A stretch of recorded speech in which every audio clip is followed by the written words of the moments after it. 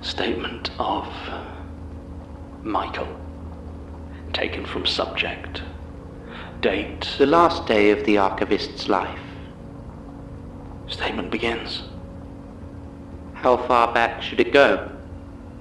To the beginning of me? Centuries? Millennia? How do you define the start of your being when in some ways you have always been? Time is difficult to form. Michael Shelley, though, he is easier to keep track of. He was born, he was pointless, and he should have died. But before that could happen, he went to work for the Magnus Institute, that ivory tower keeping its prisoners ignorant in pursuit of knowledge. A dungeon full of idiot watchers, and Michael Shelley was no exception. When he was in school, he lost a friend to something like me. His friend was named Ryan, but those in power simply called him schizophrenic. I don't know if he was, but it doesn't matter. He was so dreadfully afraid his world wasn't real that to make it so was almost nothing. Michael was there when he was taken. He never got over what he saw or didn't see.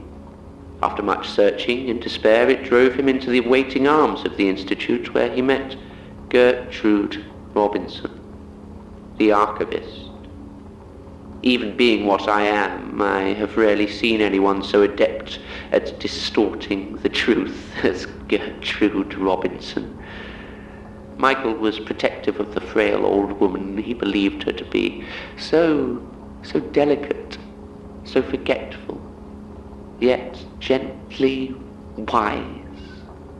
He cared for her, he trusted her, and she fed him to me. She made him me to destroy our transcendence, and she did not hesitate.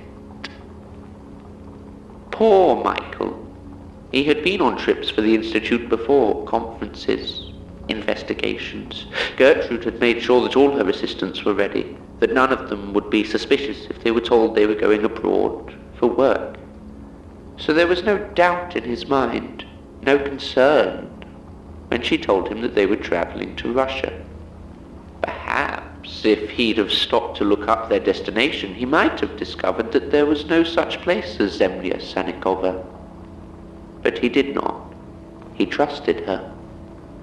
Even when they arrived in Dixon, at the edge of the Kara Sea, and they were picked up by a quiet sea captain called Peter Lucas, even then he trusted her. They travelled north, through cold far more bitter than any Michael had even conceived possible. And you know what he worried about? He worried about Gertrude Robinson, about how this poor old woman might cope with the chill. But now she was like iron and walked with a purpose that Michael had never before seen in her. The water turned to ice as the Arctic approached, and Gertrude's eyes turned cold. Then, at last, he began to be afraid. He asked her where they were going, and was told again, Zemlya Sanikova, Sanikovland. There was a great evil, she said, and Michael was going to help her fight it. Am I evil, archivist? Is a thing evil when it simply obeys its own nature? When it embodies its nature? When that nature is created by those which revile it? Perhaps Gertrude believed so. Michael certainly did. He believed everything she told him. And it was me they sought to stop. Me and the others of It Is Not What It Is. Our great twisting. The worker of clay had laboured for decades on that contorted, impossible edifice of doors and stairs and falsehoods and smiles. 1,000 staring morsels stood, and not one of them believed themselves sane to look upon it. And in the centre, the door that would open to all the places that were never there, was me. I use the word apotheosis not because it is correct, but because I can only show you its truth when we are within the passages themselves. And this is what Michael and Gertrude found when they set foot on Sanikoff land, which does not exist, and never has. It was warm, and feeling its reassurance beneath his feet was the last time poor, doomed Michael knew comfort. They walked through the green jungle of that forever elusive polar island, and up the gentle mountains that can never have a name, and at the top they found us through our spiraling laughter. And they saw us in all of our glory. Michael did not go mad, though no words you could have said would have convinced him otherwise. The mind does not shatter, archivist. It is soft and malleable. It bends and twists and returns to what it was, though what you see and feel may leave their mark upon it. If Michael thought he had lost his mind, it was only because what he saw with crystal clarity was simply not something that could be real. But Gertrude Robinson did not waver. She did not hesitate. She gave no indication that she saw anything more or less than what was expected. Hers was not a mind that left room for doubt. She stared into us carefully, her eyes scanning for something that was my heart, looking for my door. And she found it. Perhaps I should have realized what was happening, seen those two lonely figures approaching me. But I cannot tell you the existential joys of truly becoming, of an entireness finally crossing the threshold into yourself. So ecstatic was my completeness, I did not even hear my own door creak open, because Gertrude had told Michael how he could stop us. She told him to walk through the door, and even then, with so much of his mind shut down in panic and terror, he trusted her.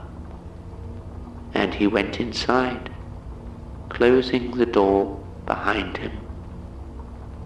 But Gertrude Robinson had given poor, disposable Michael one more thing before sending him to me. She had given him a map. I couldn't say how she would have gotten such a thing, or if she somehow made it. And yet it was a map. A map to me.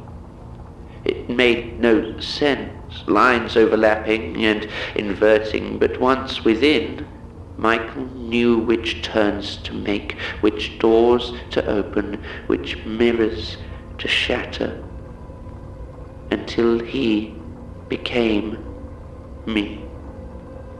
Even sharper than the joy of becoming is the agony of being opened and remade. To have your who torn bloody from your what and another crudely lashed into its place. To become Michael, and to do so at such a crucial point in our twisting, in our becoming. Well, of course, it destroyed it. The impossible altar collapsed. The worker of clay tore out his veins to dissolve himself in crimson mud. The others of us were cast to all the places that aren't. Some have still not found their way out again. And somehow Gertrude Robinson was back on that boat before Sanikoff land once again never existed. And all that was left was me, Michael.